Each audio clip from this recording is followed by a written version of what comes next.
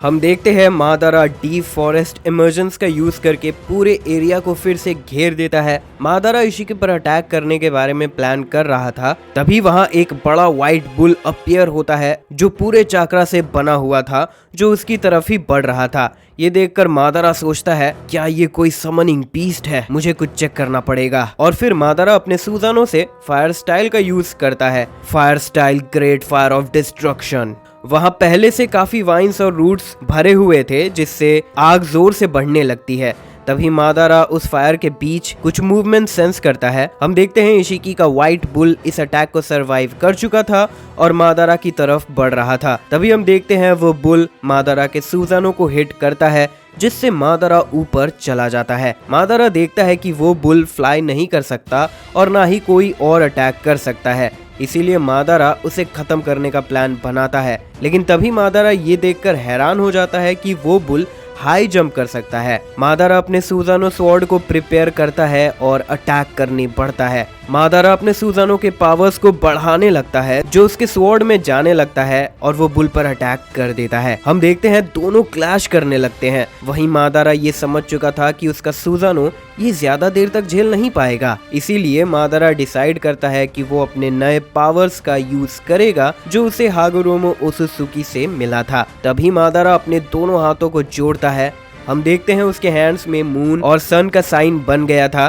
तभी उसके सामने हागुरोमो, इंद्रा और अशुरा भी अपीयर होते हैं। हागुरोमो मादारा से कहता है, मादारा तुम्हें इस पावर का यूज करना पड़ रहा है, इसका मतलब तुम्हारा दुश्मन तुम्हारे सोच से भी कई ज्यादा ताकतवर है। फिर मादारा कहता है, सही कहा, मैं इसे जल्दी खत्म करना चाहता हूँ। इस पर हागुरोमो पूछता है, तुम्हें पता है ना, ऐसे पावर्स का यूज करने से अर्थ पर भी असर पड़ेगा। तभी इंद्रा कहता है, अब तुमने जो फैसला कर लिया है और जो रास्ता चुन लिया है, तुम उससे पीछे नहीं हट सकते। पीस हासिल करने के लिए तुम्हें अपने अंदर के डार्कनेस को रेजिस्ट करना पड़ेगा। फिर अशुरा कहता है, अर्थ को कुछ भी नहीं होगा, हम तुम्हारे साथ हैं। फिर हागुरोमो कहने लगता है, मादारा तुम्हारे पास्ट एक्शंस के बारे में जानते हुए भी मैंने ये फैसला तुम्हारे हित में लिया, सिर्फ इसीलिए क्योंकि वो डार्क पाथ तुम्हारे लिए बहुत आसान था। फिर मादारा कहता है, सही कहा ओल्ड मैन, मैं अब ये समझ चुका हूँ। तभी हम देखते हैं मादारा का सुजानो ट्रांसफॉर्म करने लगता है। मादारा के हाथों से ढेर सारा चाकरा निकलने लगता है, जो उसके सुजानो में ट्रांसफर होने लगा था। मादारा इशिकी के चाकरा से क्रिएटेड बुल के चाकरा को भी एब्जॉर्ब करने लगता है। फिर मादारा अपने सुजानो में सारे चाकरा को एब्जॉर्ब करते हुए चैनल करने लगता है।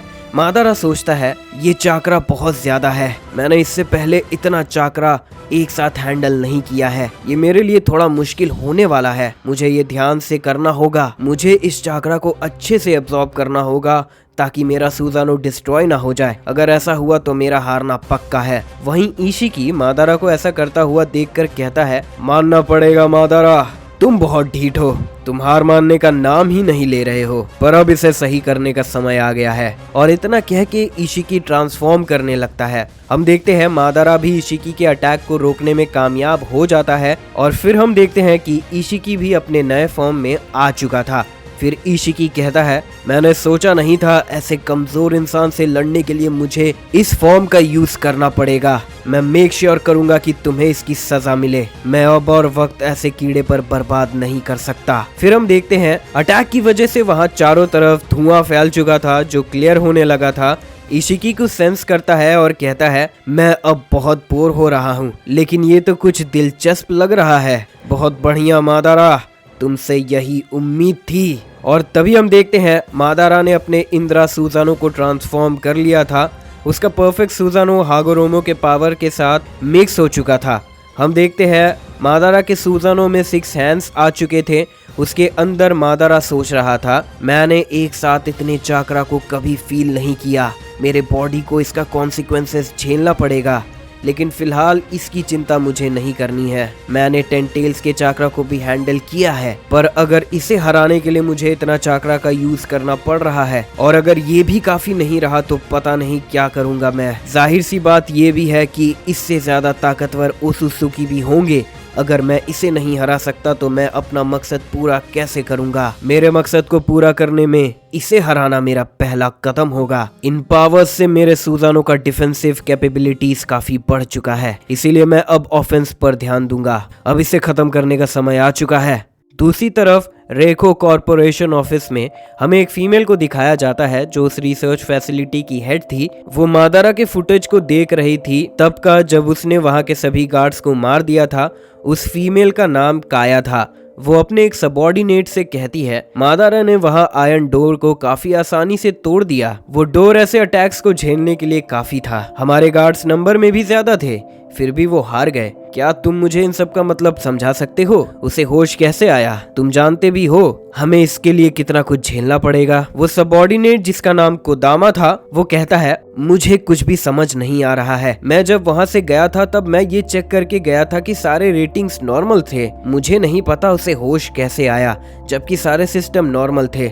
फिर वो एक क्लिप दिखाती है जिसमें मादारा सभी गार्ड्स को बहुत ही सुंदर तरीके से मारते हुए आगे बढ़ रहा था। काया कहती है क्या तुम इसे देख रहे हो? उस पॉड से निकलने के तुरंत बाद वो ऐसे मूव कर रहा है जैसे वो कई सालों से नहीं बल्कि कुछ घंटों के लिए ही सोया था। ऐसा कैसे हो सकता है? तुम्हें पता है वो फाइट बस 1 मिनट के अंदर ही खत्म हो गया। एक भी गार्ड उसे टच नहीं कर पाया।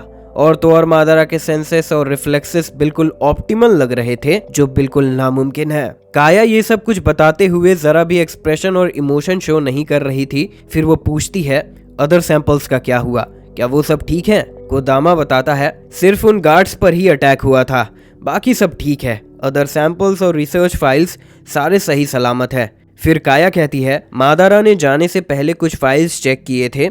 उसके पास इस ऑर्गेनाइजेशन और इस रिसर्च फैसिलिटी के बारे में भी इंफॉर्मेशन आ चुकी होगी, लेकिन हमें संभल कर रहना होगा। खैर तुम जाकर अपना काम करो। हम दूसरे सैंपल्स को ऐसे फेलियर होने नहीं दे सकते हैं, वरना बॉस हमारी जान ले लेंगे। तभी कोदामा कहता है तुम्हें मादारा के शांत फेस को देखकर क्या लग रहा है? मैं उसके हिस्ट्री के बारे में सब कुछ जानता हूँ। ये खतरा बहुत बड़ा है। हमारा काम था यहाँ पर इतिहास के इन शिनोबीज के पावर्स और एबिलिटीज को रिसर्च करना, उन्हें एनालाइज करना और उनका रेप्लिकेट करना। उन्हें रिवाइव करना नहीं, उनका ऐसे रिवाइव हो जाना एक बहुत बड़ा सवाल है। ये किसी मिरेकल से कम नहीं है। बॉस को समझाने के लिए हमारे पास कोई भी सबूत नहीं है।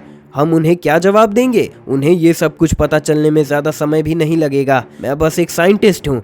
मैं बस रिसर्च करने के लिए यहाँ पर आया था। मेरा इस लड़ाई में शामिल होने का कोई इरादा नहीं है। मुझे इन सब से दूर रखो। फिर काया कहती है तुम्हें पता है ना तुम क्या कह रहे हो? क्या तुम्हें एग्रीमेंट याद नहीं? हमने तुमसे कुछ भी नहीं छुपाया है। तुमने सब कुछ जानते हुए भी इस कंपनी को ज्वाइन करने के लिए साइन किया था। मैंने तुम्हें ना ज्वाइन करने के लिए और ना ही ये काम करने के लिए फोर्स किया था।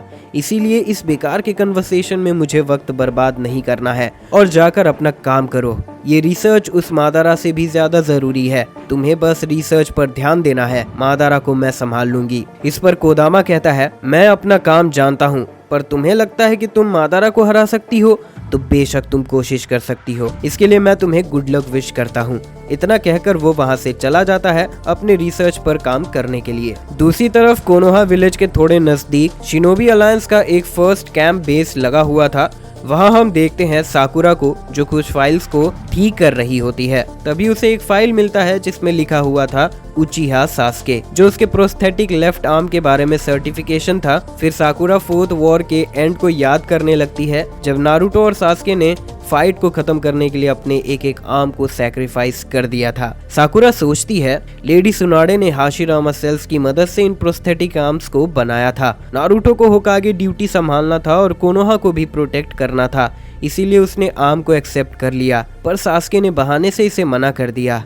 मैं जानती हूँ वो अपने पास्ट एक्शंस की वजह से काफी रिग्रेट करता है, जिसके लिए वो अटोन करना चाहता था। पर अब सिचुएशन काफी बदल चुका है। एक हाथ से वो कब तक लड़ता रहेगा? नारुतो की जगह अब उसे ही लेनी होगी जब तक हम उसे वापस नहीं ले आते। तो इस बार उसके आने के बाद मैं उसे कन्विंस कर लूंगी और ये आर्म ट्रांसप्लांट कर दूंगी। साकुरा फिर सोचती है जब नारुतो हमारे साथ था तब सब कुछ ठीक था, लेकिन उसके जाने के बाद केओस फैल चुका है। सास्के उस केओस को शांत करवाने के लिए सब कुछ कर रहा है, इसीलिए मैं भी अपने एफर्ट्स में पीछे नहीं हट सकती हूँ। तभी साकुरा को कुछ आवाज सुनाई देती है और वो पीछे मुड़कर देखती है। तभी वहाँ सास्के गेट खोलकर अंदर आता है। साकुरा उसे देखकर बहुत खुश हो जाती है।